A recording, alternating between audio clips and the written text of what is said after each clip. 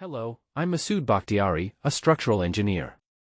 One of the new features in Revit 2025 software in the documentation section is the sheet collection, which allows organizing sheets based on the type of structural elements. For example, we create two new sheets and then want to assign each of these sheets to a collection.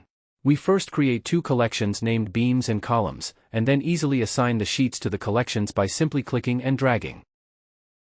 If you're interested, subscribe now to enjoy more engaging and practical videos with our support. By subscribing, you'll have access to a variety of captivating content tailored to your interests.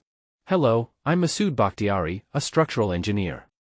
One of the new features in Revit 2025 software in the documentation section is the sheet collection, which allows organizing sheets based on the type of structural elements. For example, we create two new sheets and then want to assign each of these sheets to a collection.